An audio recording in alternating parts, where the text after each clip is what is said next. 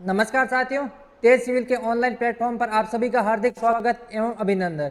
हमारी state polity की आज क्लास नंबर 11 है और इसके अंतर्गत अब हम राजस्थान का जो राज्य विधानमंडल है उसके बारे में चर्चा करेंगे। तो सबसे पहले देखते हैं राज्य के विधानमंडल से संबंधित कुछ महत्वपूर्ण अनुच्छेद है। तो एग्जाम में इस प्रकार के अनुच्छेद को सुमिलित करना होता है, जहां पर हमें क्रॉस करना होता है, चेक करना होता है, उसमें क्वेश्चन पूछे जाने की ज्यादा संभावना रहती है। तो सबसे पहले हमारा आर्टिकल है वो है 168 अनुच्छेद 168 राज्य के विधान मंडलों का गठन।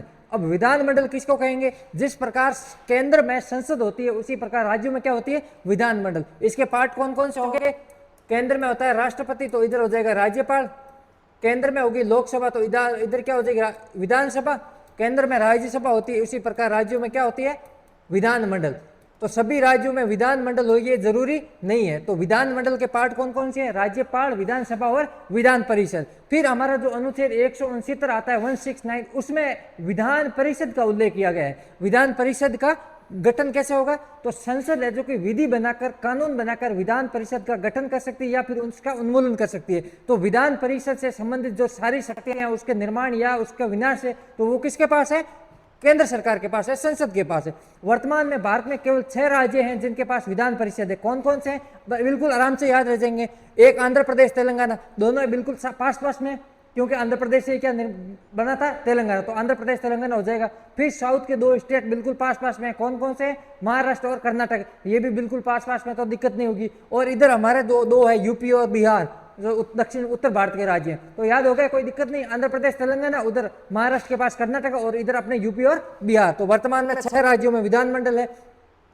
फिर हम पढ़ते हैं अनुच्छेद 170, और अनुच्छेद 170 में विधानसभा का उल्लेख है कि विधानसभा की संरचना क्या होगी। तो विधानसभा में अधिकतम सदस्य कितने होंगे? 500। अधिकतम कितने होंगे? 500। और न्यूनतम कितने होंगे? 60। तो याद रखना, विधानसभा में कम से कम सदस्य 500 होंगे और न्यूनतम कितने होंगे? 60। फिर हमने कहा है कि एक कॉन्स्टिट्यूशन अमेंडमेंट होता है 84वें संविधान संशोधन 2001, इसमें यह बात का उल्लेख किया गया है कि जो संविधान सभा के लिए सीटें फिक्स की गई है ये 2026 तक क्या रहेगी? यथावत रहेगी। जैसे मान लो राजस्थान में विधानसभा की कितनी सीटें हैं? 200, तो ये कब तक सेम रहेगी? 2026 तक। इसका निश्चय कौन से संविधान संशोधन के द्वारा किया गया था? 84वें संविधान संशोधन 2001 के द्वारा किया गया था। फिर हम पढ़ते हैं एक अनुच्छेद 332। अनुच्छेद 332 में इस बात का उल्लेख है कि प्रत्येक राज्य के विधानसभा के लिए कुछ सीटें हैं वो एससी और एसटी के लिए क्या हो जाएगी? रिजर्व हो जाएगी, निश्चित हो जाएगी। और शुरुआत में जब संविधान हुआ, लागू हुआ था, इसको 10 वर्ष के लिए लागू किया था और उसके बाद में हर बार कॉन्स्टिट्यूशन अमेंडमेंट करके इसको क्या कर दिया जाता है? एक्सटेंड कर दिया जाता है।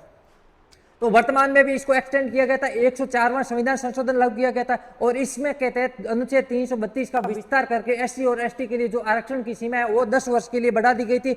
मतलब 2020 से बढ़ाकर कब कर दी गई थी? 2030 तक इसको कर दिया गया था। और वर्तमान में राजस्थान की बात करें तो वर्तमान में राजस्थान में अनुसूचित जाति हेतु, एससी हेतु 34 और एसटी हेतु कितनी सीटें रिजर्व है? 25 सीटें हमारे यहाँ राजस्थान में क्या है? विधानसभा में रिजर्व है। तो इस प्रकार आज हमने पढ़ा, इसको एक बार वापस देख लेते हैं।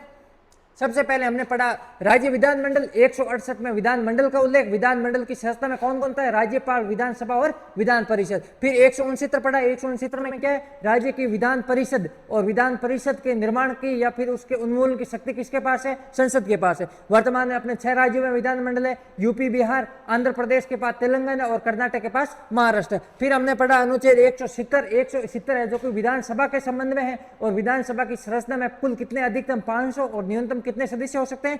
6। फिर 84वें कॉन्स्टिट्यूशन अमेंडमेंट, उसके द्वारा 2026 तक विधानसभा की सीटें क्या कर दी है? निश्चित कर दी। फिर हमने अनुच्छेद 332 पढ़ा। 332 में यह बात का उल्लेख है कि प्रत्येक राज्य में विधानसभा की सीटों में कुछ सीटें वो एससी और एसटी की जनसंख्या के अनुपात में रिजर्व होगी। फिर हमने 104वां संविधान संशोधन किया और इस एक्ट के द्वारा अनुच्छेद 332 में संशोधन करके जो अनुच्छेद 332 की समय सीमा है इसको 2030 तक बढ़ा दिया। और वर्तमान में राजस्थान में अनुसूचित जाति हेतु 34 सीटें और अनुसूचित जनजाति हेतु 25 सीटें क्या है? आरक्षित है।